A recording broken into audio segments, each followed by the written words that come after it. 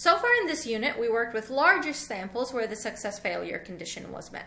But what if it's not met? Then what comes to our rescue is inference via simulation. We did a little bit of this earlier in the class when we worked over the gender discrimination case example.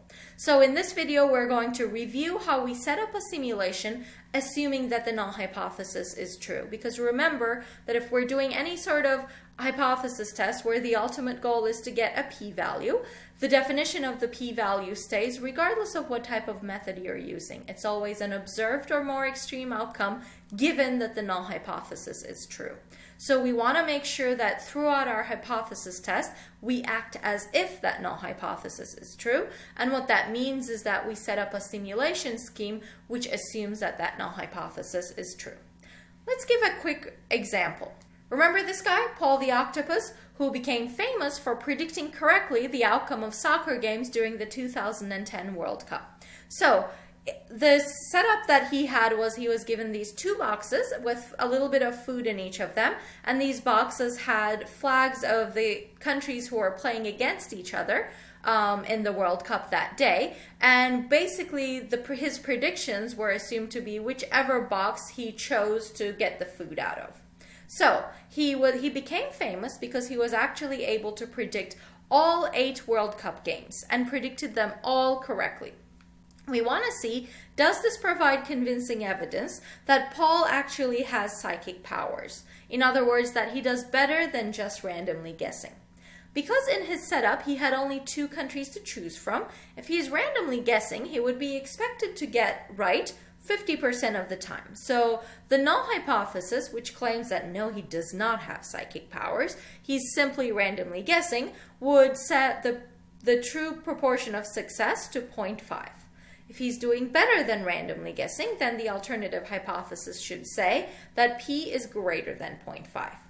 Let's check to see if our conditions for inference are met here. We also know that the sample size is 8, or our number of trials is 8, and Paul the Octopus guessed all of them correctly, so p hat is 1 or 100%.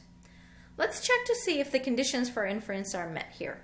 In terms of independence, it seems like we can assume that his guesses are independent of each other from one time to the other. In terms of sample size and skew, we need to check our success-failure condition.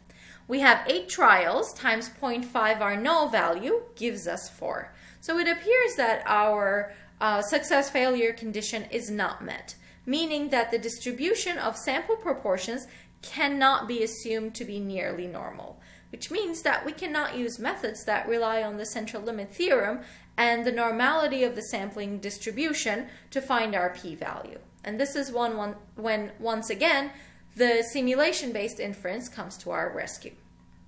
So, how do we do simulation-based inference? Let's try to remind ourselves. Remember, the ultimate goal of the hypothesis test is a p-value. And the p-value is the probability of observed or more extreme outcome given that the null hypothesis is true. So what we want to do is to devise a simulation scheme that assumes that the null hypothesis is true. And we want to repeat the simulation many times and record the relevant sample statistic. Finally, we calculate the p-value as the proportion of simulations that yield a result favorable to the alternative hypothesis.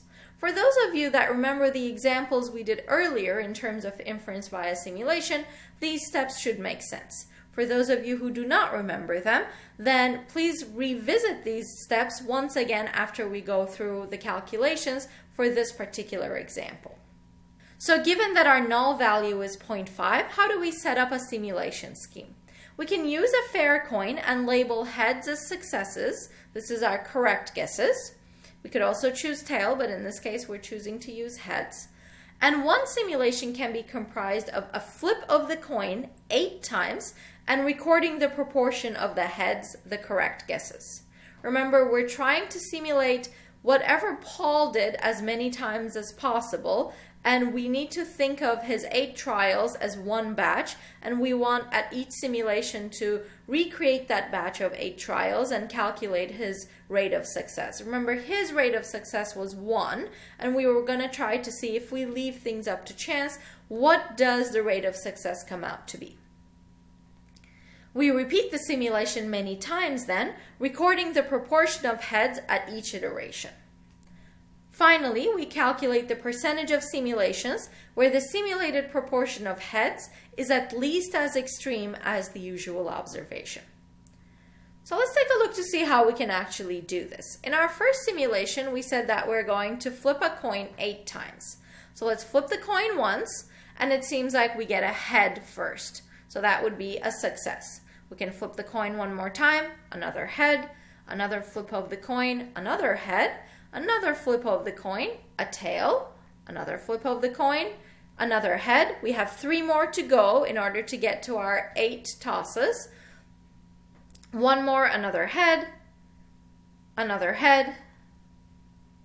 lastly yet another head. So in this case, our sample proportion, or the proportion of success, is 7/8 or 0.875. We record this number and we're going to collect these on the dot plot at the bottom of the screen. For the second simulation, we once again have 8 slots, and we toss the coin 8 times and we record the outcomes. And in this case, we have 3 out of 5 heads. So our proportion of success here would be 0.375, and we record that number on our dot plot as well. Another simulation, yet another set of 8 flips, and then we want to count how many of those were heads. So that seems like 5 out of 8, and we want to record that number as well. We can keep doing this forever, and we would want to do it as many times as possible, but for illustrative purposes, we're only going to really get to 10 simulations. So let's say that at each iteration we're collecting these data, the simulated p-hats, and finally when we get to the last simulation, again we roll the coin 8 more times. Seems like we have 6 out of 8 heads for 0.75. So this is what our simulated distribution looks like for p-hat. Obviously, if in fact we actually had done a lot of simulations, as we should, the shape of the simulation would look maybe only slightly different. We would definitely have more observations, and the shape should probably follow something similar to this, though 10 simulations is definitely not sufficient to make a call. However, based on this and based on the definition of the p-value as the probability of observed or more extreme outcome, so in this case our observed outcome was 100% success, so the p-value can be defined as what is the probability of 100% or more success, which doesn't even exactly make sense, given that the true rate of success was only 50%. We don't have any data, any simulated sample proportions that actually fit the bill. So based on this simulation, our p-value is 0. It's probably usually a good idea to say that it's almost 0. And chances are, if we had actually done this properly with about 10,000 or so simulations, we would get a number that's small, which would probably also yield a rejection of the null hypothesis, but it may not be exactly 0. Of course, when we're thinking 10,000 simulations, we would never think of doing that by hand, and we would use R for it.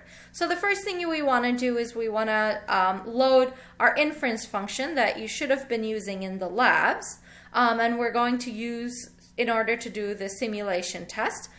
We can then define what data from Paul the octopus looks like. That's 8 yeses and 0 nos. And finally, we can write our inference function as where we're estimating a proportion. We're doing a hypothesis test using a simulation method, and we're calling the outcome yes, a success. Our null value is 0.5, and our alternative hypothesis is looking for a parameter greater than 0.5. We're looking for evidence of a parameter greater than 0.5. In this case, the p-value with 10,000 simulations, which is the default for this function, comes out to be 0.0037, meaning that again, we would reject the null hypothesis. Let's think here though, what does rejection of the null hypothesis here mean? Does it mean that we found evidence that Paul is psychic? Probably not, and chances are we've made some sort of an error where the null hypothesis should not have been rejected, but we had a pretty small sample size. It appeared to show a trend in a certain way, and what those particular data yielded is a small p-value based on which, yes, we would definitely reject the null hypothesis. But we might be making a type 1 error, rejecting a null hypothesis that says this octopus simply randomly picks when we shouldn't have.